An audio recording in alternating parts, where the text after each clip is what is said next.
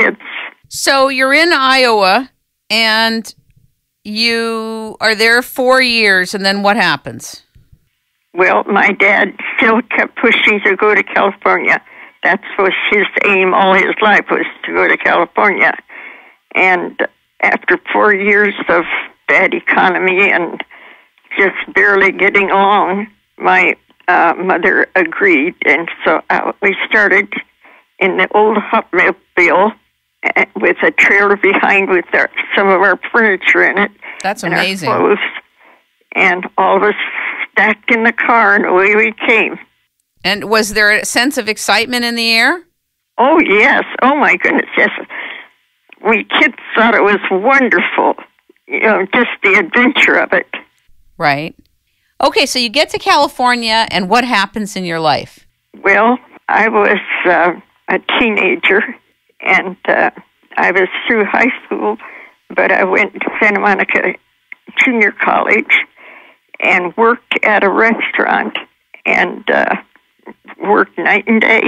And my parents did better in California. They found jobs right away, and living was easier because there was more activity, more going on, more jobs, and it was a better life. So you get a job in restaurants, you're working day and night, and then what happens? Well, let's see, what did happen? I went to school full-time, and I worked at night at this restaurant from 4 till 12, and it was right by the Olympic Stadium, and I was all alone in this little restaurant, so I did all the cooking and the waiting on people. And when the people would come out from an event at the Olympic Stadium, that little place would just be packed with people. And I was there all by myself, but I managed because it was just very small between the counter and the place where the people came in, and behind the counter was a very small place. But I was, when the event would turn out at the stadium, the place would just be packed for about half an hour. And after that was over, then I would clean up the place and get out there about 1:30. And then I would go home and grab a couple of hours sleep before 8 o'clock class. It was busy, busy times. Wow. That's an incredibly packed life. So where did you meet your husband? Well, I love to dance. So after I would close the restaurant at 12 o'clock, there were 2 dance halls on the beach. And I was on Pico Boulevard, not too far from the beach. So I would walk down to the dance hall and maybe dance 2 or 3 dances before I went home and went to bed. But I was at the dance hall, and this very handsome fellow came up and asked me to dance. And boy, that was it from then on. It was like magic. Yes, it was. Did you know right away you'd marry him? Oh, I didn't know that. No, no. I don't think he did either. So how long did you dance before you got married? I would say maybe 6 months. 6 months of dancing? Oh, no, not a lot of dancing, no, because I worked so late and he worked. So, there wasn't much time for romance. It was mostly in the car, any romance that it was.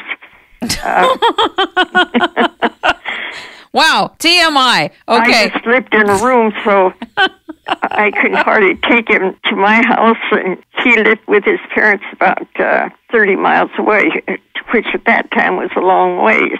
Cars, at least you have some privacy to a point. So you get married, right? Yes, we did get married. And how long was it before you had your first child? Probably 9 months and 2 days. 9 months and 2 days? I just kidding.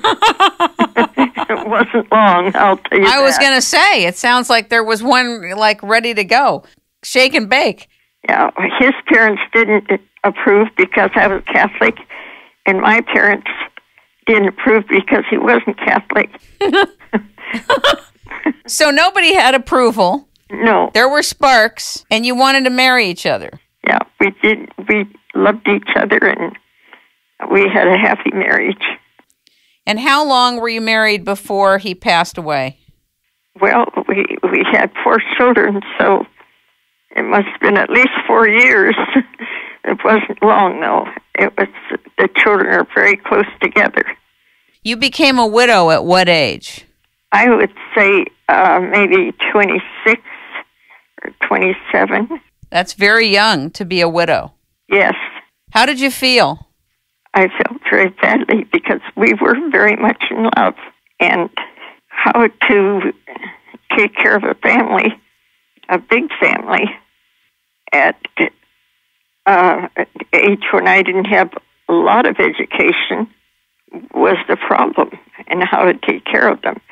And I wanted to take care of them myself. I didn't want to burden my family or his family. So we managed. How did you manage? I bought a little restaurant, and I worked at first, worked at this restaurant, and then I got to know the owner quite well. So I got it with very little down payment, and I had that little restaurant for a year or so, and then I bought a big restaurant, about a mile or 2 down the street, and the name of it was the Gulf Burger, and it was right across from Pierce College, and a lot of college students came there, and it was right close to a golf course, and a lot of the golfers came. So it was a busy, busy life. I'll bet you met a lot of people. Oh, yes. Oh, my goodness, yes. And I hear they love your pies. Well, that's what I was known for, was the pies. And every night after I closed the shop, I would, and a couple others would bake the pies for the next day and set them out there. And by the next night, they'd all be gone. What were the pies that people love that you made? Name them. Apple and pumpkin and cherry. So you're in the restaurant business, and how did you get into real estate? Because I knew that I had to make some money, extra money with a growing family and getting them through school and providing with them enough. When you got into real estate, how did you juggle being in real estate and your restaurant? Not easily.